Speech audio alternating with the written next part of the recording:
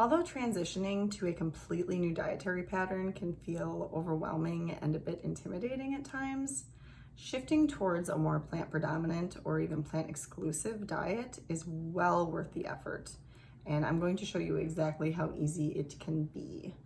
We're going to talk about why you want to do this, and then we'll get into the individual stages of how to implement this new dietary pattern and how to succeed within implementing this dietary pattern.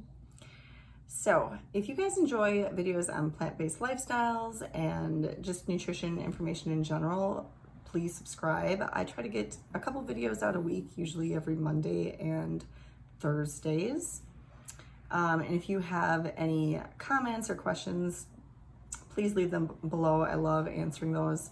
Let me know if there's other videos you want me to touch base on, or if there's something that I didn't articulate properly or I got some reference wrong. Please let me know. I love getting caught up on the most current research.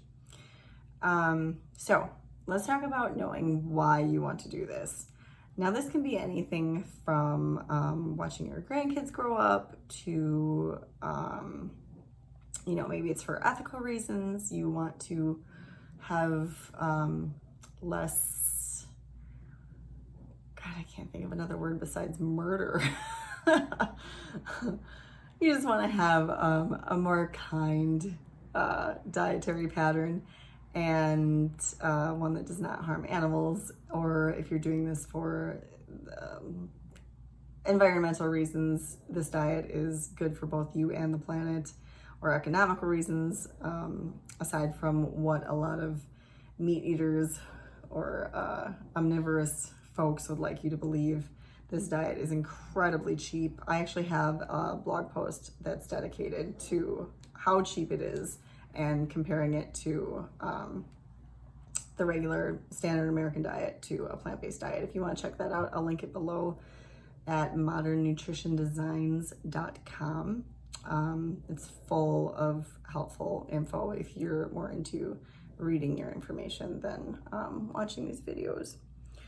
So another big why that I typically see is health reasons.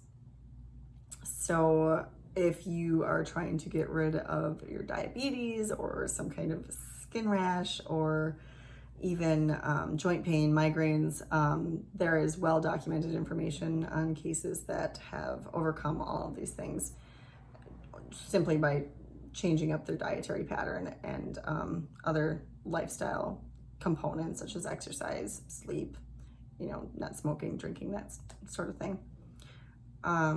Personally, I started consuming this diet after being diagnosed with celiac disease, and I was consuming the diet which was prescribed for that particular illness, which is a gluten-free diet, for about 5 years and not succeeding, not seeing the recovery or the health that I remembered having prior to diagnosis. So I did a ton of research and got really involved in the medical literature and figuring out how to go about healing myself, since my doctor and my dietitian weren't very helpful in pointing me in the right direction. So ultimately I came across the China study, and from there it was all plant-based. Got rid of the dairy, got rid of the animal products, got rid of the processed junk. That was very, very heavy in my diet at the time, and I've honestly never felt better, and my labs show it. Everything, all my numbers have gone back to where they're supposed to be. So this, I don't want to have you underestimate the power of this step, because it is incredibly important for any behavioral change to know what your motivation is. You need to have this to refer to in times where you start to waver. People are going to ask you a lot of questions about why you're doing this, and you are never going to feel prepared for their comments and their criticisms. So just know in your mind why you're doing this for yourself. or your loved ones or the planet or what have you. So moving on to the ideation stage. This is particularly helpful if you've never eaten outside of a heavy, standard westernized diet with lots of meat and dairy products. You will start to just plan ahead and think, okay, I really enjoy burritos, so what can I have instead of a beef burrito? Oh, I can have black beans and basmati rice as an alternative. Or I really enjoy sushi. You can make delicious vegan sushi, or even stir fries. Instead of a chicken stir fry, you can just throw in some other form of legume or tofu or whatnot. So also in this ideation stage, you're going to start planning your grocery list and determining exactly what you're going to eat on which day of the week at which meal. Just a heads up, having batch cooking and having the same foods with a little bit variety for each meal tends to be the easiest and allows you to instill the least amount of effort for each meal. You don't have to think, oh my God, what am I gonna have for breakfast Monday, Tuesday, Wednesday, Thursday? You can think, oh, I'm gonna make a ton of oatmeal and then I'll just eat it Monday, Tuesday, Wednesday, Thursday with a different topping on each time. Or lunch, I always have a salad. That's highly recommended by the majority of nutrition experts. That if you just have a very large salad in the middle of the day with brightly colored vegetables of all different kinds, then you will ensure not only your nutrients, your nutrient adequacy, but also that you don't have to think about what's for lunch every day. You just know, it's just there, you're autopilot. So that would be the preparation stage as well. You're going to be actually doing the grocery shopping and planning out, okay, I've made this amount of food for this next 3 days, and I need this amount of food for, the following 3 days. And typically I would use Sunday as your meal prep. It tends to be, the last day of the week before people start their work week. So it's super helpful to have everything just done and taken care of prior to starting out your busy week. This phase, the preparation phase, also includes cleaning out your environment. So this might be a little difficult if you live with friends or family that aren't very supportive of this transition. You might have to ask them to put their food in a separate cupboard or something. That has always been helpful for me in the beginning with roommates.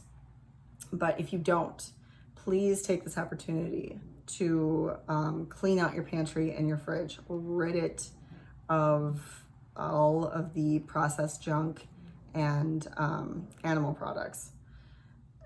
Don't even find somebody to give them to, just throw them away. You're gonna save so much more money in the long run on your medical bills by just getting rid of this food. And making room for the new plant-based food groups that are going to be taking over your kitchen. The whole grains, legumes, fruits, vegetables, and nuts and seeds, and the many, many different condiments that you can utilize to prepare your meals, your plant-based condiments. So implementation is the next one. This is the actual, you got all your meal prepping done, everything's good to go. Now you just need to stick with it and give it a real shot. Give yourself at least the first 30 days. If you tell yourself this is just an experiment, it's a trial, I'm just going to try it. If it works, great. If it doesn't, I can go back to eating the way I did.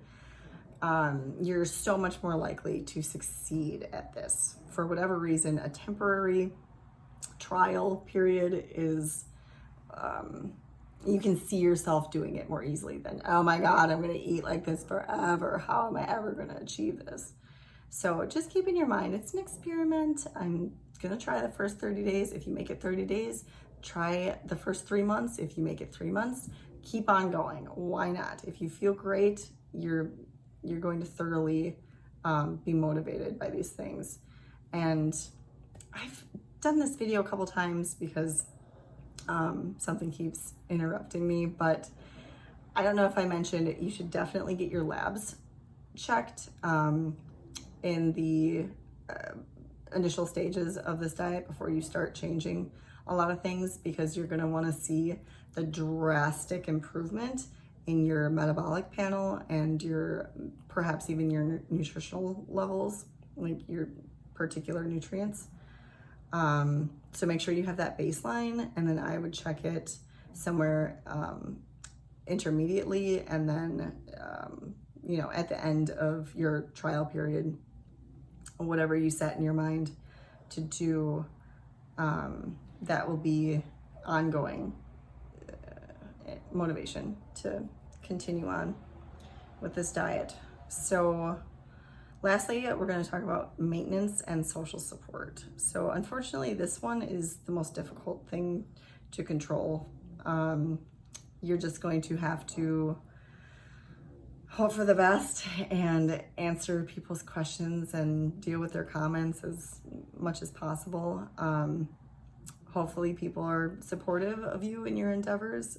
It's been my experience that people get very uncomfortable when somebody's trying to better their lifestyle, particularly with diet, because there's so much misinformation about nutrition because of all the conflicting interests involved in the billion-dollar companies that are at risk if people start believing that, oh, milk isn't needed for strong bones, and oh, we don't need to get heme iron from animal flesh. It's an ongoing issue that I'm sure I won't see the end of in my lifetime, unfortunately. But so with social support, if you are having trouble coming up with rebuttals to people's comments and criticisms, I highly recommend watching Dr. Lyle's videos, Dr. Doug Lyle. He's a evolutionary psychologist, and he's so amazing with these problems. Particularly watch his lecture on going along without getting along. I'll try to remember to leave it in the comments or in the description below. But he explains that you basically don't want to come off too enthusiastic. You want to just kind of play it easy, like, I don't really know what I'm doing. I don't really know how this is going to end, but I'm going to give it a shot. And just let them know that it's an experiment, and you know, your doctor is on board, so you're getting your labs checked, everything's good, there's no reason for concern, you know, that kind of stuff. So if you are having trouble with social support, there are tons of plant-based support groups that can help you through this transition. And the one I hear the best things about is the Physicians Committee for Responsible Medicine. They have their own support group called Plant-Based Nutrition Support Group on Facebook, and you can go to pbnsg.org. I'll put that in the description as well. And people tend to be very, very welcoming and very helpful for any of the questions, or even if you just need to vent. So I hope you found this video helpful. This is probably the most important decision you'll ever make in your life. And it will impact you every second of your life from here on out. So I wish you the best of luck, and I have tons of information on my blog if you want to learn more about the particular step-by-step on how to implement this diet successfully, and the different benefits and recipes and meal prepping. I try to add as many helpful links as I can as well. So I hope you guys enjoy this, and I will see you next time.